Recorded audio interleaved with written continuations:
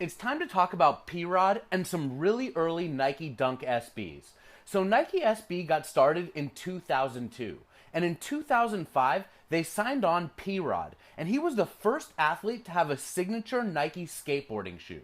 But years before P-Rod, Nike SB was cranking out some really dope dunks, and I want to show you a few of them. Let's check out this pair. So these are known as the Danny Supas, and they were inspired by the New York Mets. Check these amazing shoes out. So the Danny Supa dunk was the very first SB dunk ever made, way back in 2002. And the big thing about SB dunks compared to regular dunks, SB dunks had more padding and they also had Zoom Air technology. When you look at the tongue of an SB dunk, you can see that it's really fat. It's got a lot of cushion. It's made to absorb the pounding of skateboarding. And also the really early SB dunks didn't say SB at all on the tongue. It just says Nike. It wasn't until years later that Nike started adding the little SB on there. So these shoes are very tough to find dead stock, especially in big sizes. These are a size 12. I also had a size 11 that I sold to Chum Lee, along with a pair of Paul Brown's Yellow Lobsters. Let me tell you, after Pawn Stars, that guy went to town at the ShoeZeum. And speaking of the Paul Browns, let's check out those. That's this pair right here. They were also released in 2002, and these are the very first ever Dunk SBs that are a high top. They're amazing, and they're also really tough to find dead stock, especially in big sizes. So these are two really early examples of SBs, but now let's talk about P-Rod. So P-Rod is the son of the comedian and actor Paul Rodriguez, and he's a famous skateboarder. He started skating at the age of 12 when his dad bought him a skateboard, and he's the first athlete to have his own signature line of SB shoes. And this is probably the coolest of all of them. Let's check them out. This shoe right here is the P-Rod Zoom Air Elite. It's also known as the J-Rod because when you look at the details of the shoe, you'll see that it has a Jumpman logo on the tongue and also on the heel of the shoe.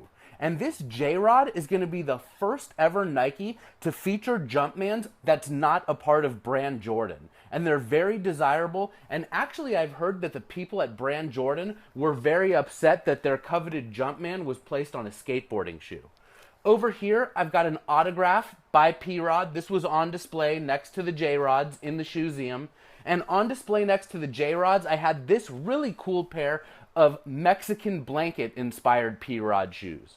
And you know, of course, this shoe was on display next to an actual Mexican blanket that I picked up in Tijuana. I can't even tell you how much fun it was furnishing the ShoeZeum with toys and props. And when I had this shoe, I knew I needed a Mexican blanket, and what can I say? It gave me a reason to go to Mexico.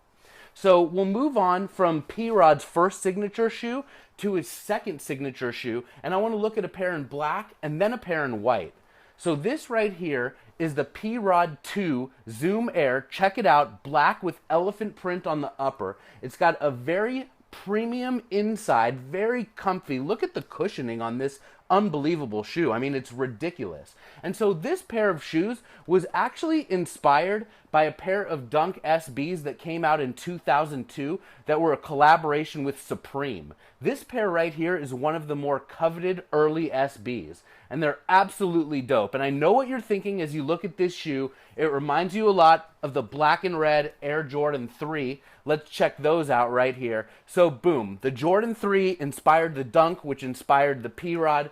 To a lot of people, this is the dopest of all of the Air Jordans, so it's no surprise that the Dunk SB was such a hit, and the P-Rod shoe is actually very reasonable. The Dunks are going to cost you about $1,000 in a big, good size, but you can pick these P-Rods up for like $100 or $200, and you can wear them and not feel bad about wrecking them. Let's have a look at the second pair right here. These came out in '09. This pair was released in '07. These earlier P-Rods that we looked at are from '05. Believe it or not, there have already been 7 different signature P-Rod shoes.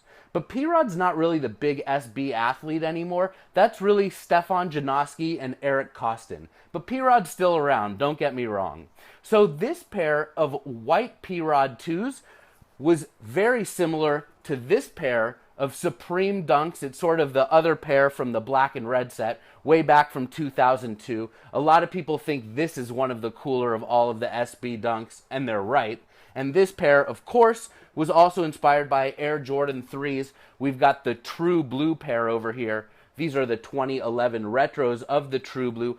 All of these shoes were on display in the ShoeZeum next to one another, and I really liked connecting the dots for people and showing them just all about the early SBs, all about P-Rod, the second P-Rods, and where the P-Rods came from, meaning the Dunks and the Jordans.